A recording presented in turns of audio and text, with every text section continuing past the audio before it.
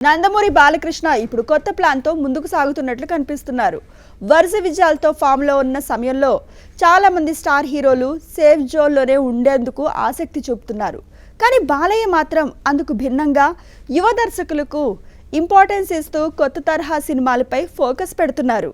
బాలకృష్ణ ప్రస్తుత ప్రేక్షకుల టేస్ట్కి తగ్గట్టు విభిన్న కథలు, కొత్త ఆలోచనలతో ప్రేక్షకుల ముందుకు వస్తున్నారు. గత కొన్నేళ్లుగా బాలకృష్ణ కెరీర్ మంచి ఊపులో ఉంది. అఖండ, వీరసింహారెడ్డి, భగవంత్ కేసరి వంటి చిత్రాలు బాక్సాఫీస్ వద్ద మంచి విజయాలు సాధించాయి. అయితే ఇప్పుడు ఒకే తరహా కథలు సెలెక్ట్ చేయకుండా కొత్తదనానికి ఇంపార్టెన్స్ ఇవ్వడం విశేషంగా మారింది. తన ఇమేజ్ని కాపాడుకుంటూనే కొత్త తరహా కథలతో ప్రేక్షకులను ఆకట్టుకోవాలని బాలయ్య భావిస్తున్నట్టు తెలుస్తోంది.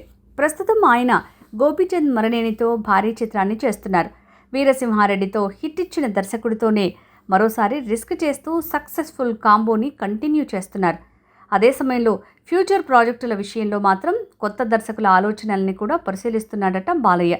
ప్రస్తుత ప్రేక్షకుల అభిరుచికి తగ్గట్టు తన సెలక్షన్లో మార్పులు చేస్తున్నారనే చర్చ జోరుగా సాగుతోంది. వినూత్న కథలతో గుర్తింపు తెచ్చుకున్న దర్శకుడు వివేక్ ఆత్రేయ బాలకృష్ణకు కథ చెప్పినట్టు ప్రచారం జరిగింది.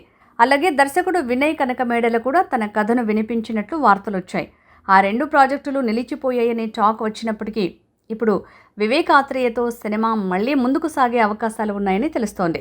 అదే సమయంలో గుడ్ బ్యాడ్ అగ్లీ చిత్రంతో మంచి గుర్తింపు తెచ్చుకున్న దర్శకుడు అధిక్ రవిచంద్రన్ కూడా బాలకృష్ణకు ఓ కథ వినిపించినట్టు ఇప్పుడు ప్రచారం జరుగుతోంది. కొత్త యువ దర్శకులకు అవకాశం ఇస్తూ వారి విజయాలకు కూడా బాలయ్య కొత్త రూట్ మ్యాప్ వేస్తున్నాడని చెప్పాలి.